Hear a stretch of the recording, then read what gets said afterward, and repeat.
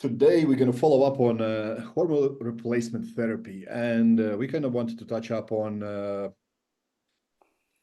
innovative approach towards female hormone replacement therapy. Is there something that we're missing? Maybe there is something that is generalized a lot. We know, for example, if you take me, I'll just put that out as N1, and you try to apply everything that we know it's not going to work.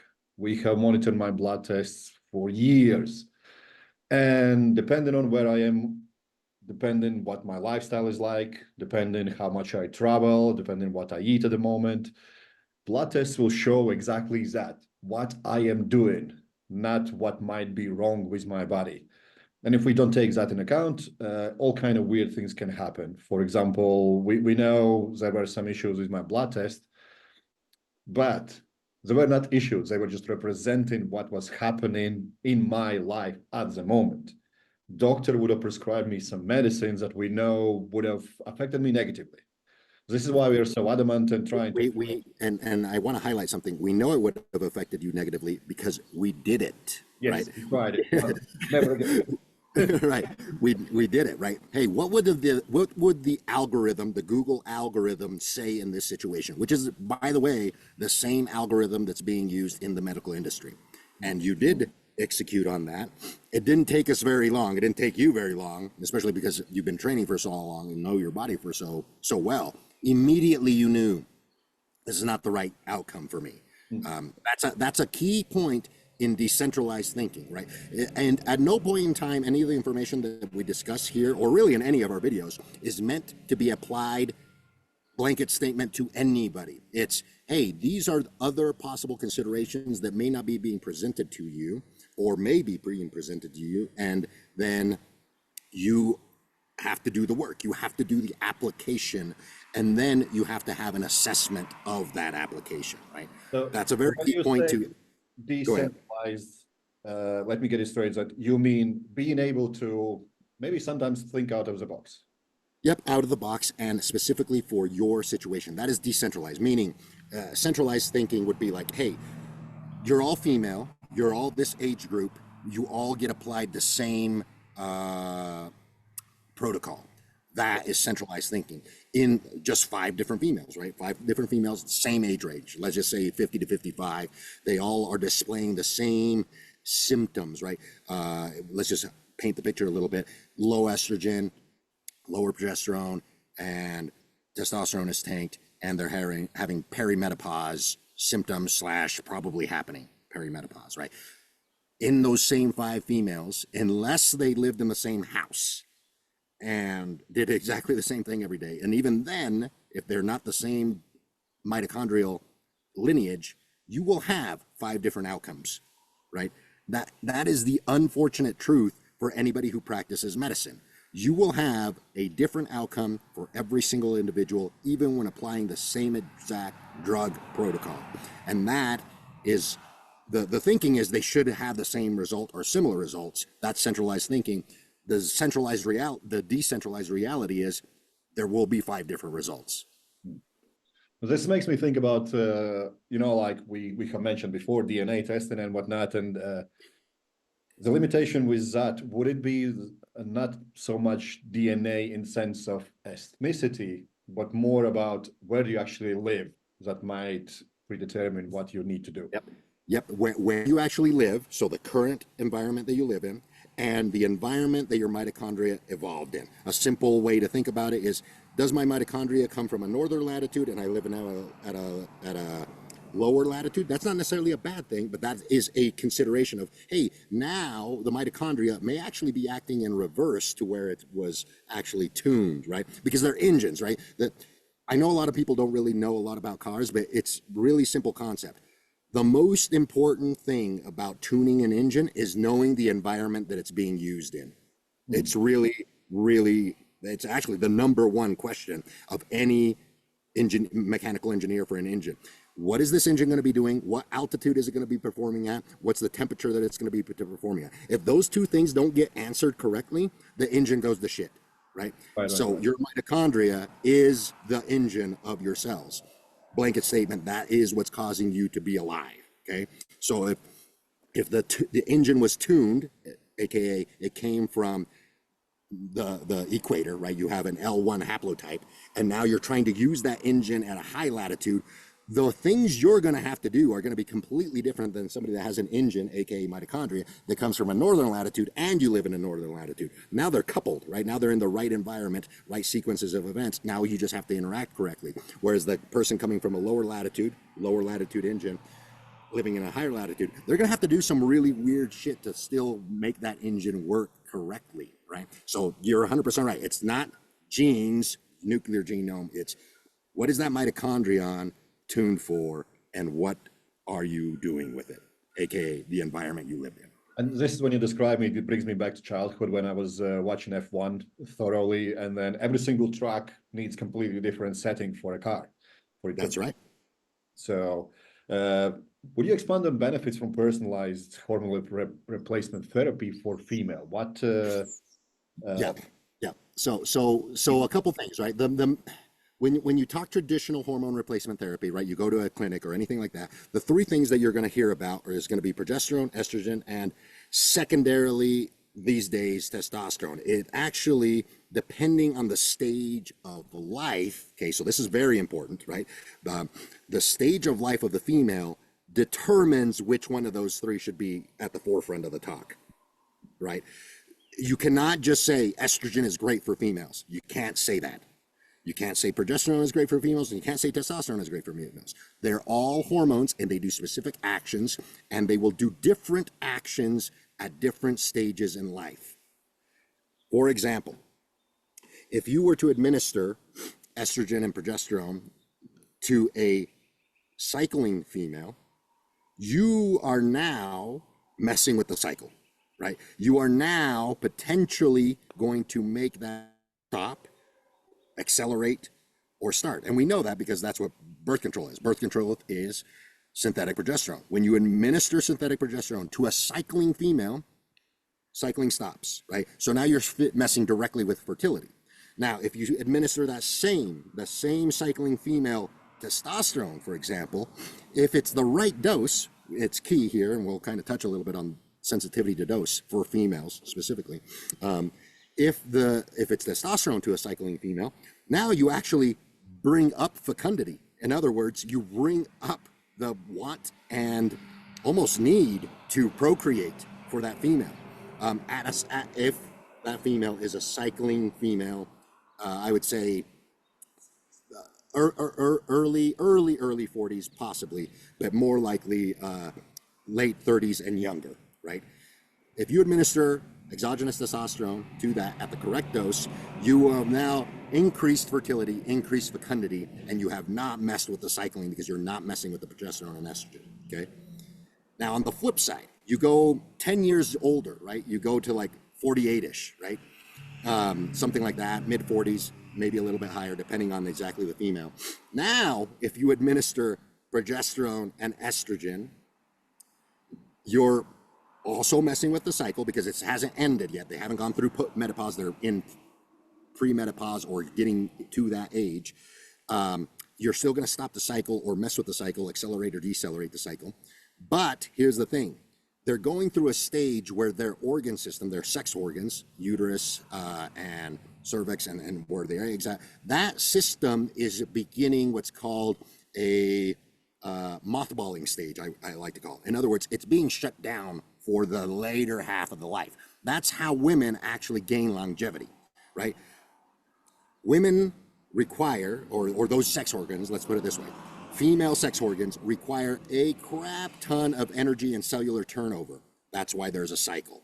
You have to turn over a lot of tissues every single month as a cycling female. That is very energy intensive. Ask any female that has, and you know, hopefully most have really good cycles, and it's, you know, a once a month type of event for like a week or less. But for some, it's not. And for those that it's not, they experience lethargy, they experience all kinds of things. It's a very energy intensive process nonetheless. That means this: in this universe, energy is a zero-sum game. In other words, if you're giving up energy to do a process, you're giving it up from somewhere. That doesn't come from nothing, right? So you're giving up future cellular energy every time you have a cycle. Now that's supposed to happen because you're supposed to procreate. But at some point, the body has figured out, hey, at some point it is no longer beneficial to cycle anymore, because this person now to live a second half of the life where the, how would I like to say it? The contribution to the clan, to the family unit, whatever you want to call it, is no longer giving more kids. It's passing out information, storytelling type of information, right? Information you've collected throughout your life. You got to be alive for that. You got to be alive for a long time, basically another person's front half of their life, right? And so when the shutdown starts to happen, what you're doing is now not giving energy to the cycling process and saving that energy for longevity, right? It's a zero-sum game. The illusion that centralized thinking gives you is, oh, if I continue to cycle like I'm young, then by default my tissues are young. No, that's not how it works. Those tissues are all powered by mitochondria. Go to the very beginning of this conversation, right? That is a zero-sum game because it's an engine. It's an electrical engine. As you age, all mitochondria in all tissues get higher heteroplasmy. This is a lot of really excellent work done by Doug Wallace. He's the guy who actually discovered mitochondria and how it comes directly from females. That part, the mitochondrial heteroplasmy, gets bigger as you age. Every decade it drops by about 10%. That's normal. That's if you're not, like, that's if you're a healthy person living an optimal lifestyle. Every decade you lose 10% of your efficiency of mitochondria. Let's just call it efficiency instead of heteroplasmy, so people kind of wrap their heads around it. Those tissues, those organ tissues that are very energy demanding for a female, they have a lot of mitochondria, and the heteroplasmy goes up. Once you hit that age of menopause, if those organs continue to work and your heteroplasmy, your efficiency of mitochondria, goes up, in other words, you become less efficient by 10% every decade, those tissues now start to become faulty. In other words, apoptosis and autophagy in those tissues specifically goes down, meaning now you have the potential for accelerated cancer risk if those organ tissues continue to function. So giving somebody hormones like estrogen and progesterone, trying to regulate that cycling mechanism in a place in life or a stage in life that should be shutting those down, in other words, lowering estrogen and progesterone, not to zero, right? I'm not saying those should go to zero. I'm saying they should become more like a man. That's what happens. That's what happens when you go past perimenopause and now you're in menopause. Now what's going on is the estrogen in your body is coming from the testosterone, just like in men, and not directly from pregnenolone and DHEA turning into estrogen at the ovaries directly. Now it's pregnenolone and DHEA go to testosterone. The body fat in your body is now aromatizing the testosterone, turning it into estrogen. That's where you should be getting it. Now, if you're getting things like joint issues and things of that, those are not female specific. Those are not male specific. Those are human specific. Do they have to do with estrogen? Yes, but by default, it doesn't mean that your estrogen should be in the high 100s like you were when you're cycling. It can be down in the 40s. Men can run a low estrogen of like 15, 20, have zero joint pain. Why? Because you don't need a lot of estrogen to do a lot of action for those things. If you're having those things, it's almost certainly not a hormone thing. Now, could you fix them with a hormone thing? Yeah, but it's not being caused because the estrogen went from 160, for example, down to 60, right? That did not cause the joint pain. That's not enough of a drop. Now, if you told me your estrogen dropped to less than 5, it went to 0, the first thing I would want to see is, did your testosterone also go to 5? That's almost 100% what I've seen. I've only seen rare occasion, and that's because the person was administering testosterone, but they weren't administering enough, right? Now, that brings me to the forefront, right? We talked about the early stage in life where progesterone, estrogen modulates the cycle, and maybe a little bit more testosterone is going to drive more performance in all aspects of life, muscle building, tissue accrual, bone density, all of those things, because you're already making enough estrogen and progesterone. Now, if those are dropped low, that's the stage in life where I would lean into maybe some progesterone and estrogen, because that's the appropriate time to administer those. In the middle stage, perimenopause, you don't want to administer very much estrogen at all, because that's a pro-growth hormone. And what I just described is you're in a stage in life where the potential for heteroplasmy to be high is likely, which means apoptosis and autophagy are not functioning like they should in those tissues. And if you administer estrogen, IGF-1 will go up. IGF-1 going up in an environment where your body is having a hard time getting rid of defective cells means those defective cells now have a pro-growth environment. You can accelerate the potential onset of sex organ cancers in women with the administration of estrogen specifically. That's a warning to people going into perimenopause and menopause. Estrogen is now taking, if you notice, estrogen at the beginning of life is probably a good call if it's low. Estrogen in the middle part and the late life is probably one of the last hormones that you want to resort to because of this dynamic of how it changes, because the tissues are changing, right? We're talking about the tissues themselves, they're aging, right? Now, progesterone takes a front place in the perimenopause stage, and then testosterone right behind it. Testosterone to modulate estrogen, progesterone to modulate, not necessarily modulate, that's the wrong word, but progesterone to make sure that the person can still function correctly in the sleeping stages, right? Progesterone is key for sleeping. But again, you don't need a lot of it. It's very, very little. The standard protocol in the algorithm, the centralized medical paradigm, is 200 milligrams of progesterone. That's a crap ton of progesterone. I've had women come to me to modulate this because they've been given all these outrageous doses. We can cut them down to like 50, and they continue to get the same positives with way, way less body fat accrual, because we know that progesterone actually modulates how body fat gets put on the body, right? You're doing secondary effects at that point, right? And you know, at 48 or 50, you don't want to unnecessarily put on body fat. Like, that's not a thing that you want, but you also don't want the detriments of going through perimenopause. That's the fine line of, hey, progesterone is good, 200 milligrams of standard dosing is not so good. Depending on the individual, you could get away with like 25 to 50, right? That is what I'm saying when it comes to individualize it for the person. Decentralize your thinking of, don't follow the algorithm, follow what the person is, right? If they're young, right, like 42, and they're being prescribed 200 milligrams of progesterone, that's probably a little bit too much, right? Start much, much lower, much lower. Now, a doctor's not going to go through that, right? He wants results right away. Here, just take this prescription and just, hey, you're going to start sleeping better. That's probably true. But that doesn't mean that other things aren't going to happen, right? Hormones do like 100 different signaling prospects in different tissues. They'll do different signaling in different tissues. And then once you go through that, yeah, go ahead.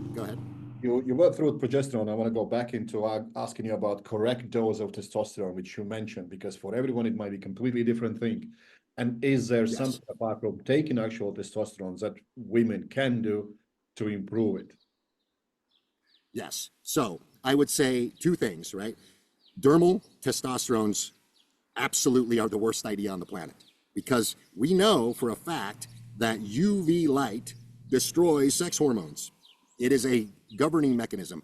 UV light makes sex hormones by the Sulfation Act, and it regulates that you don't make too much, right? Your body doesn't make mistakes. It's not going to be like, hey, the more sun this person gets, we're just going to make so many sex hormones that it goes through the roof. No. There's a cutoff mechanism. What tool does the nature use to know the cutoff mechanism? It's the same light that made the hormone. It's a beautiful system if you really understand it. The UV light interacts with the cholesterol, makes the sex hormones. Once there's an abundant amount of sex hormones, it's in your blood, right? And what happens with the blood when you get lots of sunlight? It comes to the surface. Sex hormones will come with it. Excess sex hormones get killed by UV light. So dermal testosterones, any sex hormone gets killed by light. You're literally taking it, nothing's going to happen. Very little will happen, I should say. It doesn't, not nothing. It will be incredibly little of what you want, and you're paying premium dollars for those types of medications. So that's number one, right? Women will always be pushed, probably even more than men, to the dermal sex hormones. Now, if it's a vaginal, right, like vaginal progesterone, vaginal estrogen, those are a little bit more viable because they're not going to be exposed to UV light that much. So in terms of testosterone, the only option that I truly consider that works is the injection version, okay? Now, the dosage is literally like 1/10 or less of what a man would ever take. And that is almost never, I have yet to see that prescribed correctly from an actual doctor. Most doctors will start at 10 milligrams or higher. We know this from transgender data, right? We know this from actual transgender data. Women trying to turn into men. Guess what the dosage is to start somebody on that path? 10 milligrams. So at 10 milligrams is the starting point for a transitioning phase, because 10 milligrams is enough to push the testosterone level, this is in American numbers, somewhere above 100. It'll put it, not for everyone, but for most, it will put it at around 100 or slightly above, right? And then the doctor that is helping with this transgender transformation, they'll tick it up about 50% every 3 to 5 weeks, right? So they'll go from 10 to 15, 15 to 25, et cetera, right?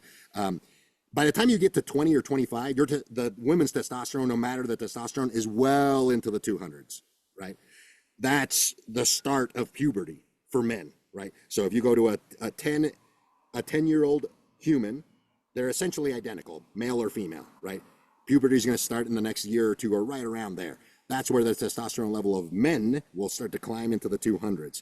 That's the start of the transformation. That's the first signaling step point, right? You can't think of it of on and off. It's more of a step process, right? And so that's where I go, hey, if you're getting prescribed right off the bat 10 milligrams, we better check your testosterone, right? So my recommendation is start about half of that, right around 5 milligrams per week of an injection. Is most women going to get a lot out of that. Most women are going to get a testosterone level in the sweet spot of around 60 to 90, right, on the nanograms per deciliter stage. That is enough testosterone if you are in perimenopause or postmenopause, that now you have enough testosterone to continue to fuel estrogen conversion from the testosterone. That means that when I say estrogen should be one of the last hormones to be considered in peri and postmenopause, is because at that stage in life, your sex hormones, aka your ovaries, are now no longer the main contributor to estrogen. It's the testosterone and the conversion of testosterone through the aromatase inhibitor. And if you regulate that correctly, you're going to make plenty of estrogen. You're going to make it in the 50s and 60s. That's more than enough to support healthy joints, healthy bones, and healthy lubrication, if you want to call it that, okay? That is where it should be coming from at that stage in life. At the early stage in life, that's not where it should be coming from, and that's where it's more viable to use like a vaginal estrogen cream, right? The stage in life, aka the environment, dictates the outcome, not the drug, right? That is a fallacy, and it's the most highlighted in this situation with females, is that it's a tool and it does something, and it will do something different at each decade in life, especially in a female, because it's a transformation process from start to finish. Is there something that you do to involve the patient to understand if it works or not, or are you literally trying to just achieve some kind of numbers on a blood test? Well, the numbers tell me that we are at the right dosage, right? Now, that may be the right dosage at that moment, and it will change a year later, right? But it tells us, hey, and that's where there's follow-up blood work, and then 100%, like you said, then there's like, are you getting the effect that we want, right? Like if, let's for example, say perimenopause, postmenopause, you start some testosterone replacement therapy and potentially some progesterone, and I would not administer estrogen because of the reasons of what I stated with the organ system. Then I would say, okay, are you making enough estrogen from that testosterone? We confirm that with some blood work. And then there's the actual outcome of, hey, are you actually, literally a DEXA scan? What's your bone mineral density? Is it maintaining? Is it going up? Because that's going to be, estrogen does not automatically make bone density go up, but it makes it maintain, right? So if your bone density is staying the same and not going down, that's a positive. Now, if your bone density was crap to begin with, that's a different issue. That probably has more to do with actual loading of the bones and things of that nature, right? If it wasn't there to begin with, no amount of estrogen, is even exogenous estrogen, is all of a sudden going to make more bone. That's not how it works. And as far as like, if there's dryness, vaginal dryness and things of that nature, if there is some level of testosterone in there and you're making estrogen from it at the right amount, right? Now that exact number for that exact person will change. Some women will get away with as low as 40. Other women will need closer to 80, right? And that's where the dose of testosterone goes up. And especially in post-menopause, it's essentially okay to bring up testosterone right up to the very workable range of around 100, maybe even slightly past 120. Do not try to get into the 200s. That's where that sex transformation stuff starts to happen, right? So you have some gap, right? You have some gap. Now, just to give viewers like something conceptual to think about, right? 5 milligrams puts you at like 80 to 100. 10 milligrams puts you closer to 200 in most. So you have a 5 milligram working point.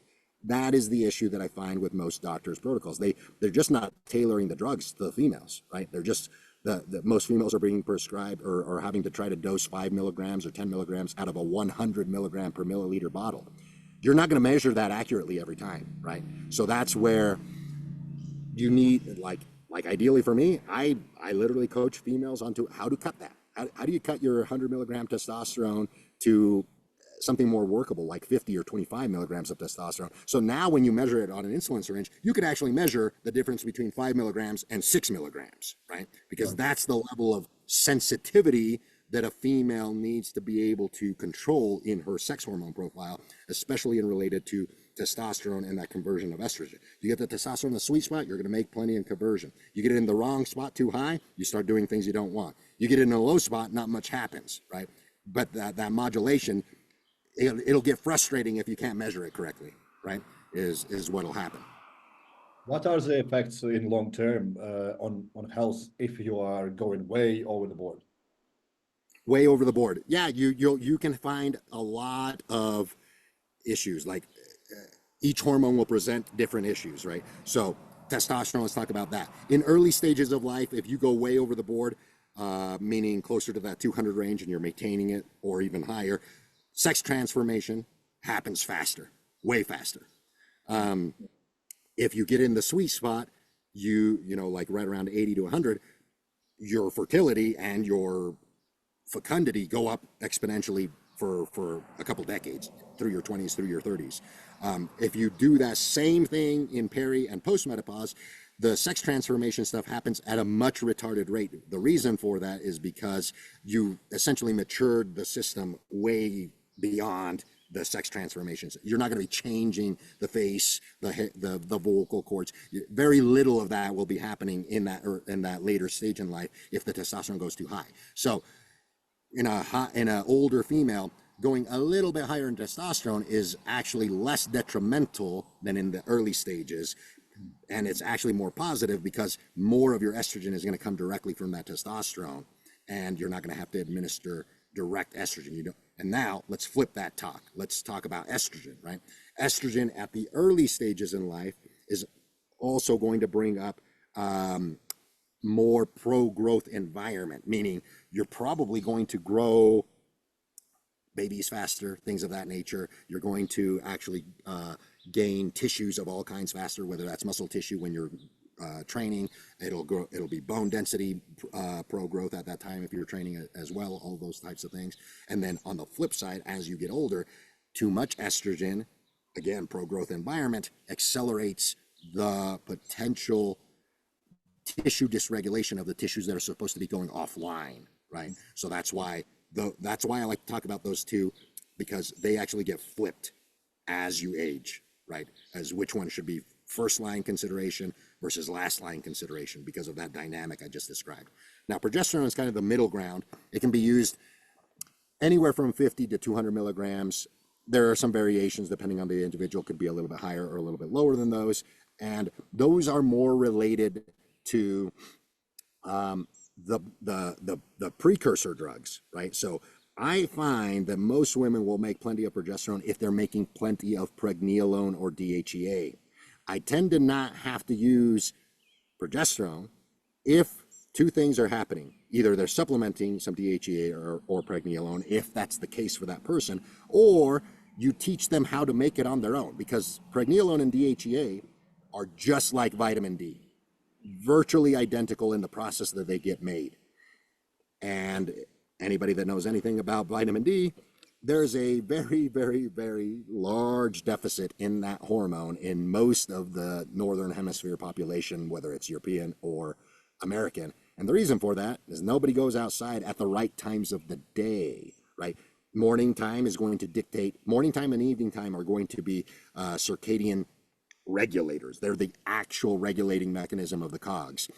Pregnenolone, or sorry, I should say progesterone is one of the cogs in the circadian wheel. It is not a regulator, it's just a cog. Some people get that confused. Progesterone is a cog in the circadian mechanism, and you can administer large doses of progesterone, and what that does is it ends up retarding the circadian rhythm. The reason for that is because you provided such a bigger wheel in the cog that now it slows down the mechanism. That same thing can happen by regulating artificial light at night, because artificial light at night, too much of it, suppresses progesterone. So when you administer a large amount of progesterone, it's like you didn't have very much artificial light. Now, that doesn't change the tissue problem, right? Artificial light still does tissue damage, even though you administer progesterone and regulated the sleep cycle, right? Because that's why I keep saying that, and it's very confusing sometimes to people. The sleep cycle and the circadian cycle are not the same thing. You can take a bunch of progesterone, it'll put you to sleep and you'll sleep better. That did not change your circadian cycle. That changed your sleep cycle. They're two different mechanisms.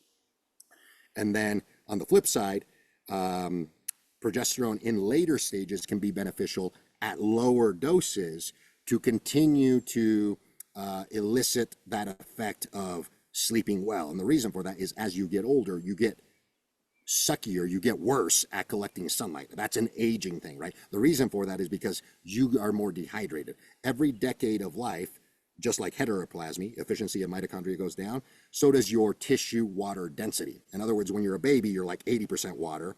When you're 20, you're about 70% water. When you're 30, you're 65. When you're 40, you're, so on, right? The water content in tissues and cells goes down as you age. Water is a powerful, it's the biggest red light chromophore on this planet. In other words, it's the biggest natural element that collects large amounts of red light. What that means is that is the mechanism for collecting environmental information. You get worse at collecting environmental information as you get older. Progesterone does have a key value in older women to regulate that, the ability to collect. Another secondary hormone, prolactin, also regulates hydration and the ability to collect red light and tissue hydration. And so that's one of those things where you can use it in that form, but don't get it confused. You're not changing circadian mechanisms. You're just changing sleep cycle mechanisms. Yeah, it's interesting. So basically, we're going back to understand that your lifestyle needs to be adjusted to all this as well, and check, recheck, test, retest. Don't follow just blindly one size fits all approach, if I'm getting it right.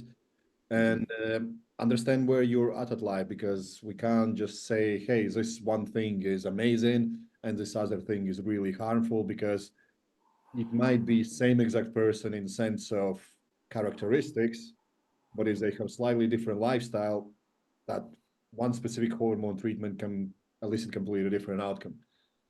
Or the same hormone treatment, right? Especially if you're in that transition stage. Perimenopause is kind of a confusing place, right? Where you start a hormone treatment right now and it's kind of works for like a year or two, and then all of a sudden it's not working as good, or it's actually doing some harm. It's because you've changed, right? You're in that transitioning stage. The hormones that you administer don't stop that stage from happening, right? Like that's a key concept. I think is a misconception, especially when it comes to perimenopause and postmenopause. Oh, if I start taking these hormones, I'm going to retard the actual onset. No. The tissues are still going to age at the age that they're going to age. The reason they're doing that is because heteroplasmy rate is going up. In other words, the efficiency of the tissue to provide energy for the systems is drawing too much energy from the biology, you, right, as a living being. So that's what's turning into perimenopause. That's an environmental issue, right?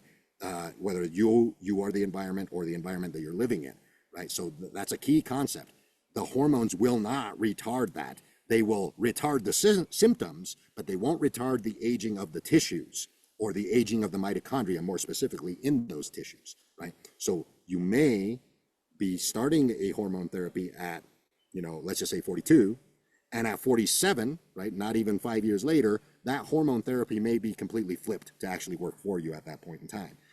Because of everything that I just explained in this video. In a very short period of time. 5 years is not that long if you're going on hormone replacement therapy. You could be taking a completely different cocktail at that point. Yeah. No, it's been very insightful. Appreciate your time as usual, David. And if anyone has got any questions, they can follow up with this as always. And I guess I'll see you in next video where we dig deeper in everything related to health and how sometimes thinking outside the box might be the right thing to do. And maybe we all should sometimes approach ourselves as more of individuals rather than something that just fits in a system. Absolutely, 100%. Thank you.